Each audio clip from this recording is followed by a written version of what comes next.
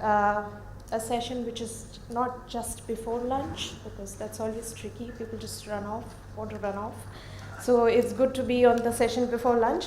And nice to be speaking to such an esteemed audience here. So, journalists are not used to being on this side. We're supposed to be on that side. We're supposed to be poking holes in the presentation and asking questions. So, well, here I am trying to be on the other side. As I was introduced, I work with The Week magazine, and we are the largest circulated magazine in the country. Well, at least that's what our marketing guys tell us, so that's the fine print there. I will just begin the thing, and I'll just throw off a few points for us to think through, and perhaps we can have a short discussion after this, and you can ask me things and we can learn from each other.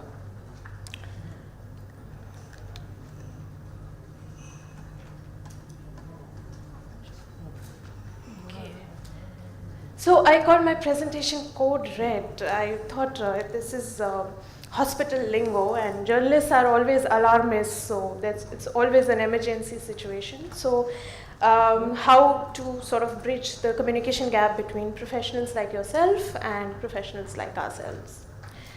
So I'll just begin with this short video, very short. It's a New York Times marketing campaign. And it sort of gives you a sense of the kinds of discussions that we're having within journalism now, and what is the big debate right now. So it gives sort of a broad context about things. Okay.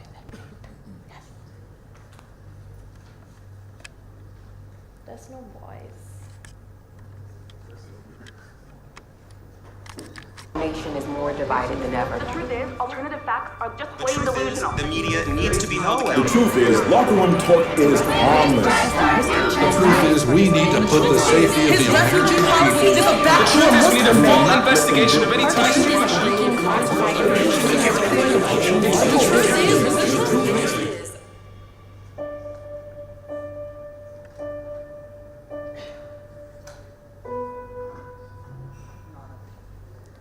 Okay, so truth, the big debate right now, which is really great because as media is, going through a transition period, we are also moving to a digital information age. So how do we make profits? How do we make revenues? How do we make money?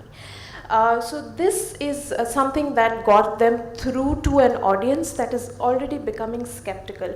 And that is where you and me come, because we are both dealing with an audience that is becoming skeptical, that is questioning, more sources of information, so more questioning, is this correct? Is this, is this newspaper giving me the right information? Is this journalist biased? Is this doctor biased? Is this hospital biased? So those are the kind of conversations that we are now trying to deal with. So what is really at stake? So in the era of fake news, it is truth. So like I said, all over the world, credibility and all kinds of,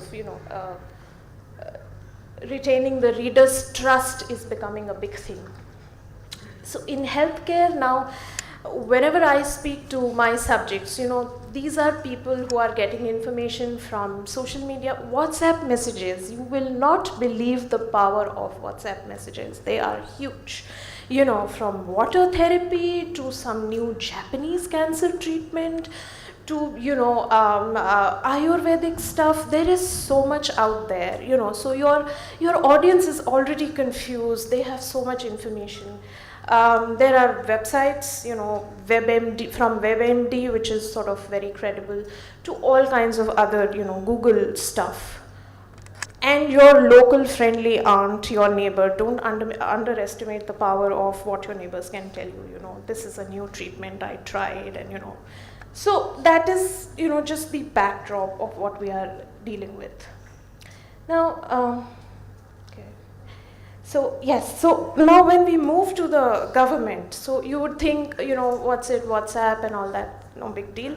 But if you look at the government's measles rubella vaccination campaign, which kicked off last year, the entire central government's huge campaign got a serious, setback because there were rumors about the vaccination not being, it being harmful, and the rumors started spreading like wildfire. And that is when the bureaucracy said, oh, okay, we really forgot to go out to the media. We really forgot to reach out to the regional media. We forgot the Hindi newspaper. We forgot the Telugu newspaper. So now we should go out and we should engage with journalists. We should tell them, what is this vaccine? Why is it helpful? How, experts had to be brought in to say that, okay, this is not going to harm your kid. This is useful for you. So when an entire central government campaign can get hit by WhatsApp rumors, that is the power of fake news and power of social media. So we have to be mindful of that. So this is what we are up against.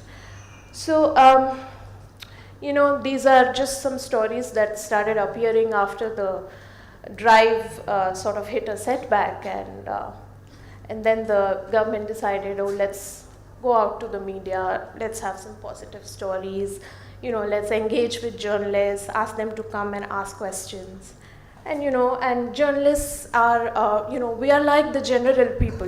What do I know about a vaccination that you experts no, I know nothing. So I will ask questions from a reader's perspective. Is it harmful? How many shots should you get? Stuff like that. So what do we need to do?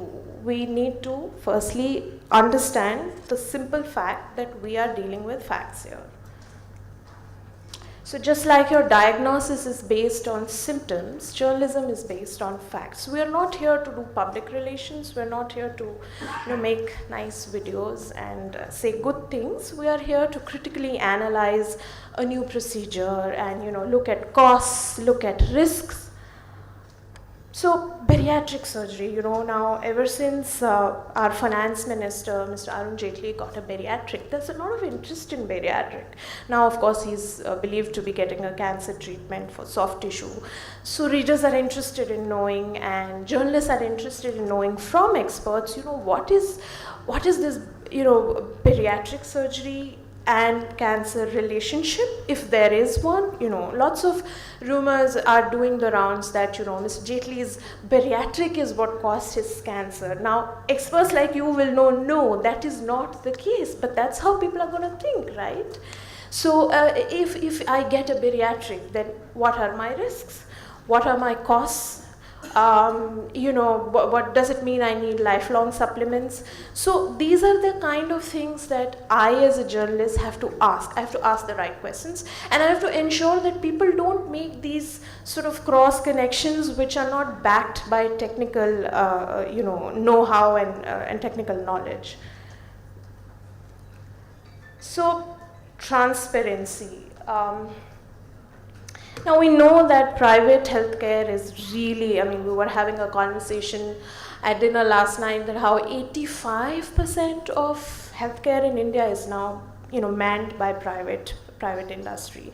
So that is really now the backbone.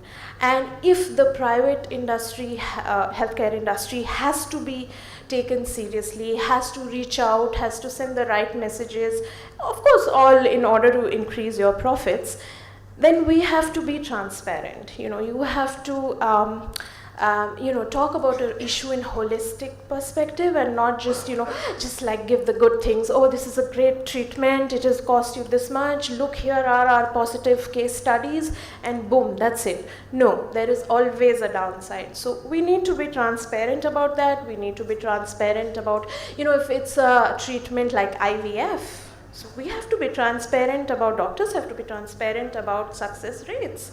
We know, and you guys are of course experts here and might want to, concur with me on this, but 30-40% is the success rate. I have spoken to IVF experts who have told me that they promise 90% success rates. Now, I don't believe that, but so what I'm saying is, let's be transparent, let's give them the facts, let's reach out to our consumer and deal with them like an intelligent person, and let's not just try to increase profits.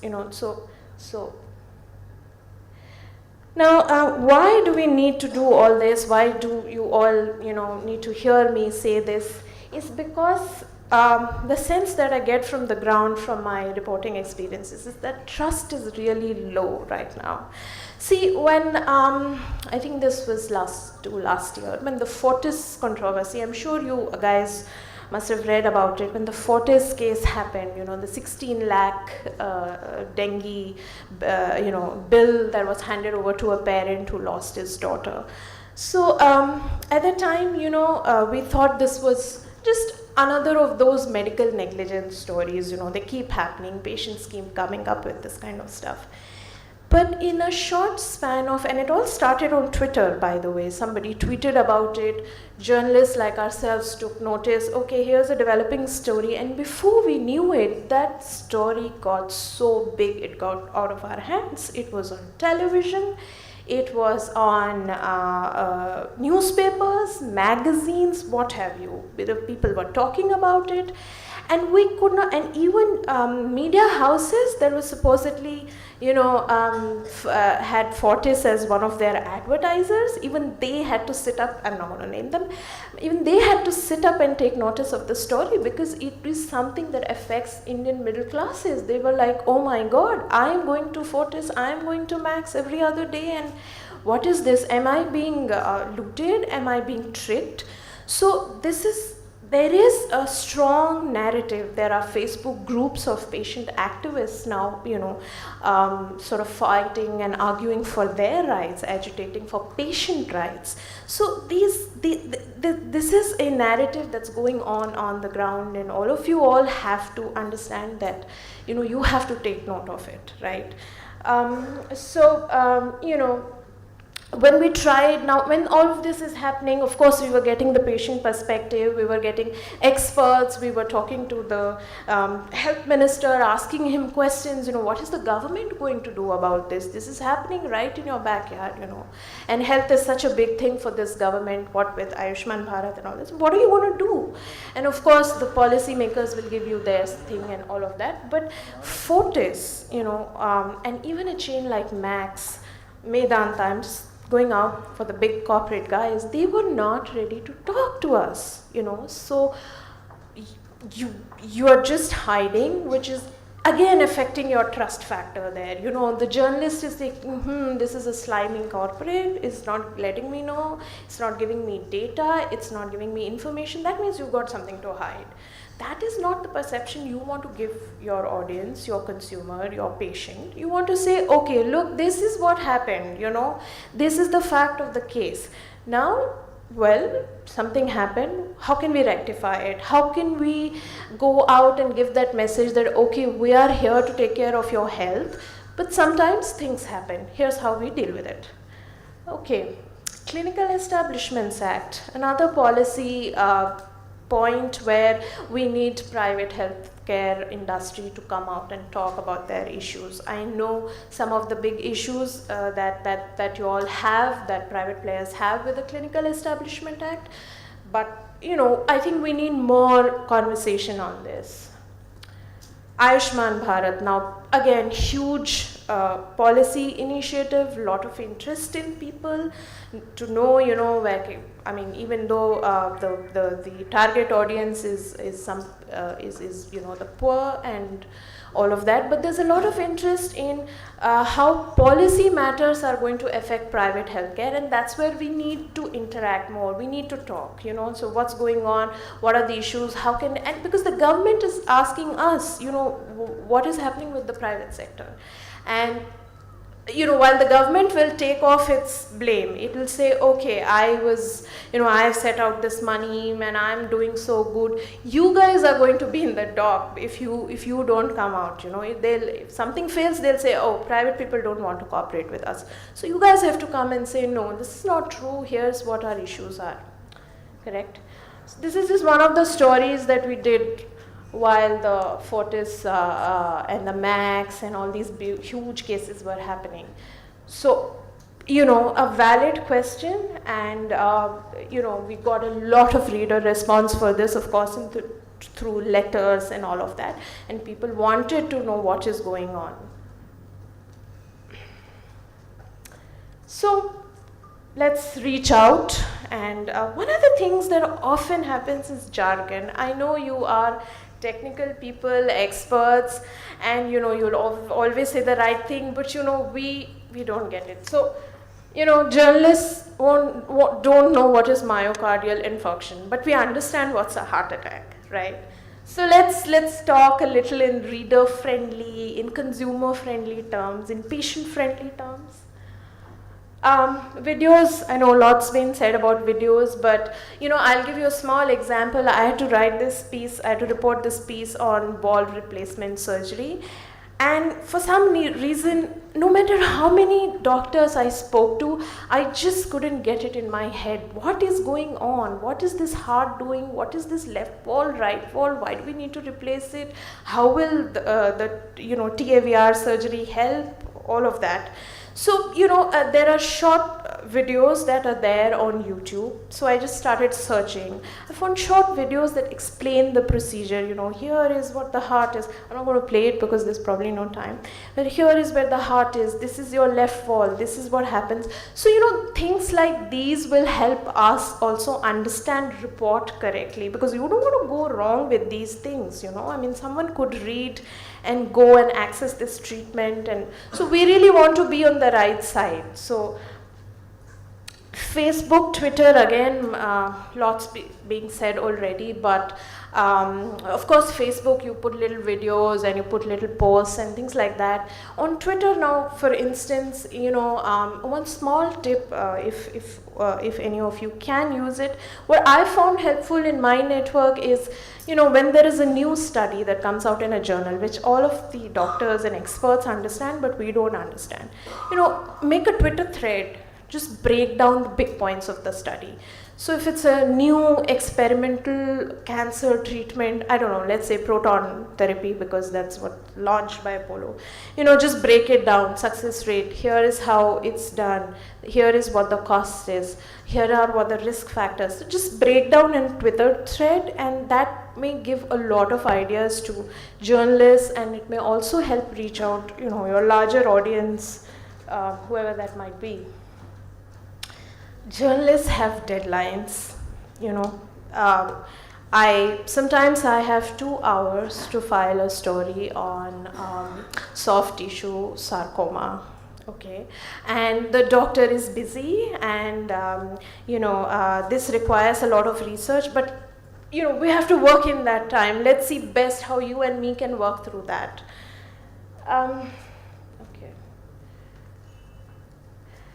Responsibility, I cannot emphasize this enough, and John and me had this conversation last night that, healthcare, let's not look at it as just a profit-making industry. We are talking about people's health here, talking about your family and my family's health. So there is a sense of ethics, responsibility, and we need to understand that, even though you're all private players, and I know your bottom lines and all of that, and so is my organization looking at bottom lines, but we also should ultimately keep the patient and the health of people in mind, and that's, if we work with that framework, we'll go much ahead. Just wanted to quote from David Ogilvy to impress all of you that the customer is not a moron, she's your wife.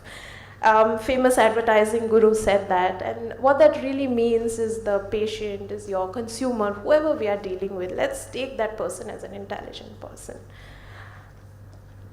Thank you. I hope you have some questions for me, because I'd be delighted to know what you think and